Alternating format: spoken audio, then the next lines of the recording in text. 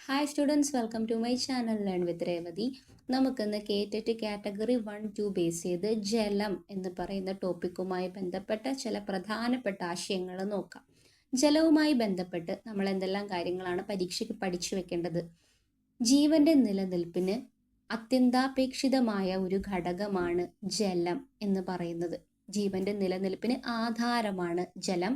അതുപോലെ തന്നെ എന്താണ്, ശുദ്ധജലത്തിന് പ്രത്യേക നിറമോ മണമോ രുചിയോ ഇല്ല. ശുദ്ധജലത്തിന് പ്രത്യേക നിറമോ മണമോ രുചിയോ ഇല്ല. അതുപോലെ തന്നെ ഭൂമിയിൽ വിവിധ രൂപത്തിൽ ലഭ്യമായ ഒന്നാണ് ജലം. അവസ്ഥകൾ ഏതൊക്കെയാ? ഖരം, ദ്രാവകം, വാതകം എന്നീ അവസ്ഥകളിൽ ജലം നമുക്ക് ലഭ്യമാണ്. ഇതില് ആകെ അളവ്, ഭൂമിയിലെ ആകെ അളവ് എന്ന് പറയുന്നത് 140 കോടി ഘന കിലോമീറ്റർ ആണെന്ന് ഐക്യരാഷ്ട്ര പരിസ്ഥിതി പരിപാടി UN എൻവിയോൺമെന്റ് പ്രോഗ്രാം നിർവചിച്ചിട്ടുണ്ട്.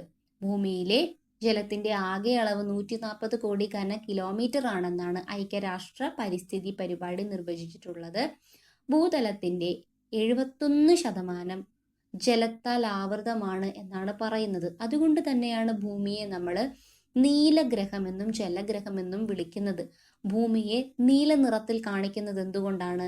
ഭൂമിയുടെ 71% ജലത്താൽ ആവൃതമായതുകൊണ്ടാണ്. 71% ഭൂമിയിൽ ജലമായതുകൊണ്ട് തന്നെ ഭൂമിയെ നീലഗ്രഹമെന്നും ജലഗ്രഹമെന്നും എല്ലാം വിളിക്കാറുണ്ട്. അതുപോലെ തന്നെ ലോകത്തിലെ മൊത്തം ജലം എടുത്തു നോക്കിയാൽ 97% സമുദ്രത്തിലാണ് ഉള്ളത്.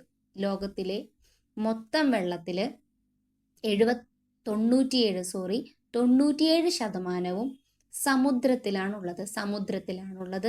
ഇതിന് ഉപ്പുരസമാണുള്ളത്. ഉപ്പുരസമാണ് 97% സമുദ്രത്തിൽ കാണപ്പെടുന്നു. ഉപ്പുരസമാണ് അതിനുള്ളത്. ശേഷിക്കുന്ന 3% മാത്രമാണ് ശുദ്ധജലമായിട്ടുള്ളത്. ശേഷിക്കുന്ന 3%മാണ് ശുദ്ധജലമായിട്ടുള്ളത്. ഇതിന്റെ 3/4 ഭാഗവും മഞ്ഞുമലകളിലും ഹിമാനികളിലുമൊക്കെയാണ് നമുക്ക് കാണാൻ സാധിക്കുന്നത്.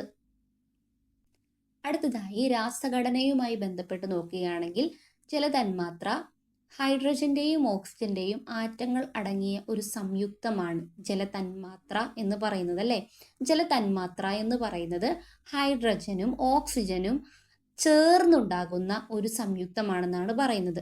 ഓരോ തന്മാത്രയിലും ഹൈഡ്രജന്റെ 2 ആറ്റങ്ങളും ഓക്സിജന്റെ 1 ആറ്റവും അടങ്ങിയിരിക്കുന്നു. അതുകൊണ്ട് തന്നെ ജലത്തിന്റെ രാസവാക്യം H2O എന്നാണ്, അല്ലെ?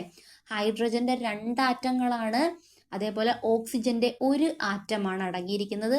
അതുകൊണ്ട് തന്നെ ജലത്തിന്റെ രാസവാക്യം H2O എന്നാണ്. ജലത്തിന്റെ രാസവാക്യം H2O നോട്ട് ചെയ്യുക. ജലത്തിന്റെ രാസവാക്യം H2O. കാരണം എന്താണ്? ജലതന്മാത്ര ഹൈഡ്രജന്റെയും ഓക്സിജന്റെയും ആറ്റങ്ങൾ അടങ്ങിയ ഒരു സംയുക്തമാണെന്ന് നമുക്കറിയാം. ഓരോ തന്മാത്രയിലും ഹൈഡ്രജന്റെ 2 ആറ്റങ്ങളും ഓക്സിജന്റെ 1 ആറ്റവുമാണ് അടങ്ങിയിരിക്കുന്നത്. അതുകൊണ്ട് തന്നെ രാസവാക്യം H2O എന്ന് പറയുന്നത്. 3 അവസ്ഥകളിലുണ്ട്. ഖരം, ദ്രാവകം, വാതകം എന്നീ 3 അവസ്ഥകളിൽ ജലം നമുക്ക് ലഭ്യമാകുന്നുണ്ട്, കാണാൻ സാധിക്കുന്നുണ്ട്. വസ്തുക്കളെ ലയിപ്പിക്കാനുള്ള കഴിവാണ് ആർക്കുള്ളത്? ജലത്തിനുള്ളത്, അല്ലെ? വസ്തുക്കളെ ലയിപ്പിക്കാനുള്ള കഴിവ് ഇതിനുണ്ട്.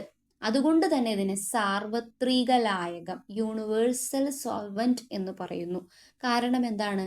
ഏതൊരു വസ്തുവല്ല, ലയിക്കാൻ കഴിയുന്ന ഏതൊരു വസ്തുവിനെയും ലയിപ്പിക്കാനുള്ള കഴിവ് ആർക്കുണ്ട്? ജലത്തിനുണ്ട്.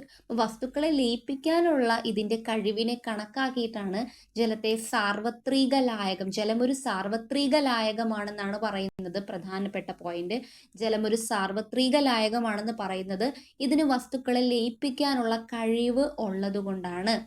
അതുകൊണ്ട് തന്നെ ഇത് സാർവത്രിക ലായകം എന്ന് പറയുന്നു. അതുപോലെ തന്നെ ജലത്തിന്റെ വലിയൊരു പ്രത്യേകതയാണ് പ്രതലബലം. നമ്മൾ പറയാറുണ്ട് മഴത്തുള്ളികളുടെ ആ ഒരു ആകൃതിക്ക് കാരണം പ്രതലബലമാണ്. പിന്നെ ഒരു പാത്രത്തിൽ വെള്ളം നിറച്ചു വെച്ചിരിക്കുന്നു, അതിൻ്റെ മുകളിലായിട്ട്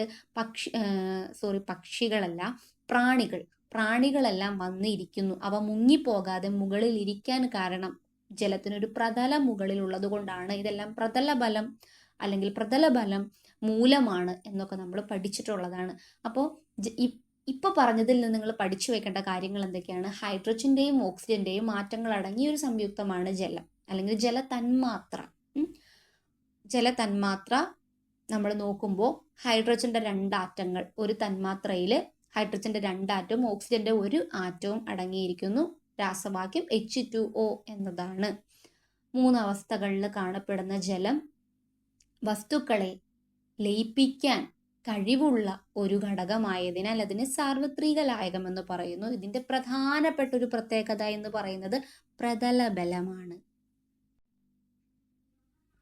അടുത്തതായി 1781 ജോസഫ് പീസ്ലിയാണ് കൃത്രിമമായി ജലം ഉൽപ്പാദിപ്പിച്ചത്.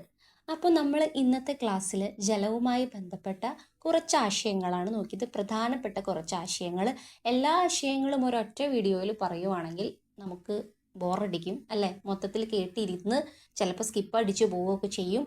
മര്യാദയ്ക്ക് എല്ലാം കിട്ടണമെന്നോ പഠിക്കണമെന്നോ ഇല്ല. അപ്പോൾ ഇന്നത്തെ ക്ലാസ്സിൽ കിട്ടിയ കാര്യങ്ങളെല്ലാം ഈ ക്ലാസ്സിൻ്റെ കൂടെ തന്നെ നിങ്ങൾ പഠിച്ച് മനസ്സിലാക്കി വെക്കുക. കൂടുതൽ ഇത് എഴുതി പഠിക്കേണ്ട ആവശ്യമൊന്നുമില്ല. ഒന്ന് കേട്ടാൽ തന്നെ ബേസിക് ആയിട്ടുള്ള എല്ലാ കാര്യങ്ങളും മനസ്സിലാക്കാൻ വേണ്ടിയിട്ട് സാധിക്കും. അപ്പോൾ ജലവുമായി ബന്ധപ്പെട്ടിട്ടുള്ള ആശയങ്ങൾ തീർന്നിട്ടില്ല. ഇനിയും ജലവുമായി ബന്ധപ്പെട്ട പ്രധാനപ്പെട്ട മറ്റ് ചില ആശയങ്ങൾ കൂടി നമുക്ക് പറയാനുണ്ട്. അത് നെക്സ്റ്റ് വീഡിയോയിൽ പറയാം. അപ്പോൾ ഈ ഒരു വീഡിയോ യൂസ്ഫുൾ ആയെങ്കിൽ ലൈക്ക് ചെയ്യുക, ഷെയർ ചെയ്യുക, സബ്സ്ക്രൈബ് ചെയ്യുക. മറ്റൊരു വീഡിയോയുമായിട്ട് വീണ്ടും കാണാം. എല്ലാവരും കേറ്ററ്റിന് വേണ്ടി പ്രിപ്പയർ ചെയ്യുക, നല്ല രീതിയിൽ പഠിക്കുക. താങ്ക്